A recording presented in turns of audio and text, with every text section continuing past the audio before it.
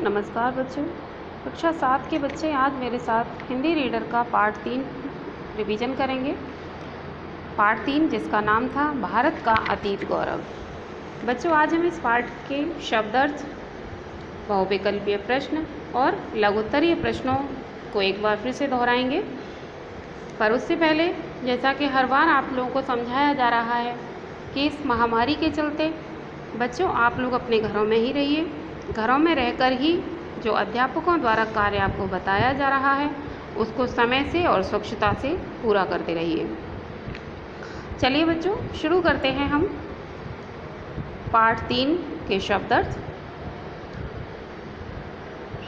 चित्रांकन मीन्स चित्र निर्माण, जनसाधारण मीन्स आम जनता, प्रादुर्भाव मीन्स जन्म, सामंजस्य मीन्स मेल, सृष्टिकर्ता मीन्स ब्रह्मा जी, निहित मीन्स छिपा, एकाकार होना मिल जाना,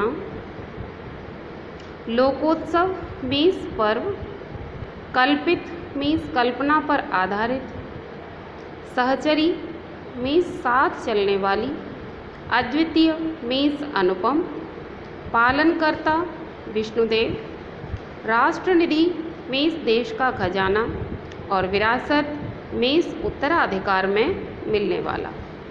तो बच्चों ये तो थे आपके शब्दार्थ। अब हम बहुविकल्पीय प्रश्नों को दोहराएंगे। बहुविकल्पीय प्रश्नों में पहला प्रश्न था, अति प्राचीन काल की किससे निर्मित मूर्तियाँ पाई गई हैं? तो इसका उत्तर था पत्थर से। अर्थात प्राचीन बहुत पुराने समय में पत्थरों की मूर्तियाँ हुआ करती थी, तो ये पत्थर से सही उत्तर है। इस पर सही का निशान लगाएंगे। प्रश्न नंबर 2 है, किसके शासनकाल में देश में शिल्प कला के सुंदर नमूने स्थापित किए गए? इसका सही उत्तर है अशोक। सम्राट अशोक के शासनकाल में ये नमूने स्थापित किए गए थे, तो अशोक पर सही का निशान लगाएंगे।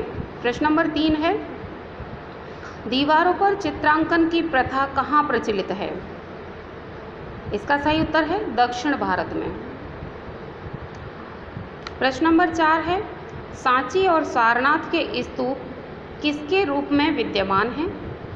तो इसका सही उत्तर है राष्ट्र निधि के रूप में। राष्ट्र निधि के रूप में सही उत्तर है, इसको सही का निशान लगा देंगे। अब बच्चों लघुत्तरीय प्रश्नों के उत्तर हम रिवाइज करेंगे, मीन्स शॉर्ट क्वेश्चन आंसर। इसमें पहला प्रश्न था, दक्षिण भारत में लोकोत्सवों पर द्वार के आगे क्या करने की प्रथा है? दक्षिण भारत में लोकोत्सवों पर द्वार के आगे क्या करने की प्रथा है? तो इसका उत्तर था दक्षिण भारत में लोकोत्सवों पर चौक पूरने की प्रथा है।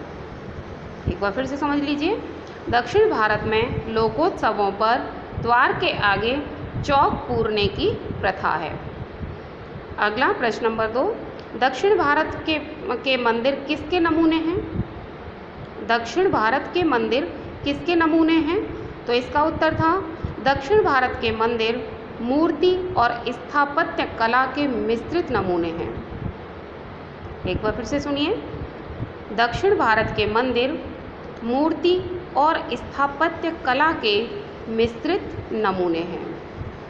प्रश्न नंबर 3, अजंता में चित्रकारों ने क्या व्याख्या की है? अजंता में चित्रकारों ने क्या व्याख्या की है?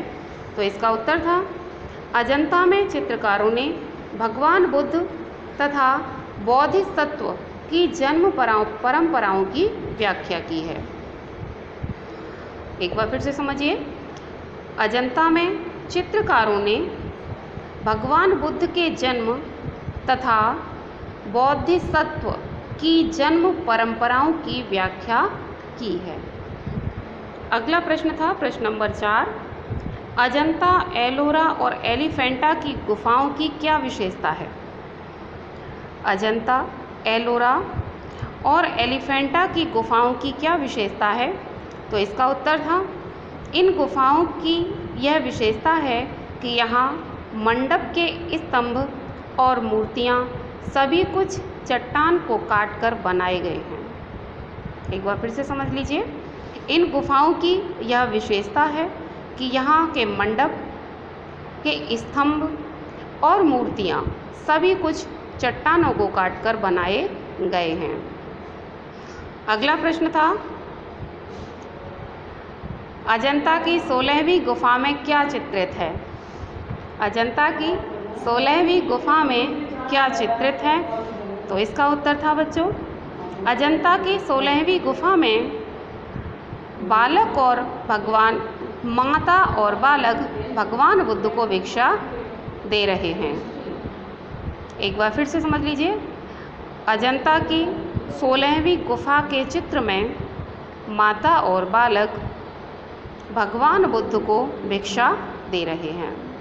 अजंता की 16वीं गुफा के चित्र में माता और बालक भगवान बुद्ध को भिक्षा दे रहे हैं। तो बच्चों, इसका रिवीजन करते रहिए, घर में रहिए, सुरक्षित रहिए। धन्यवाद।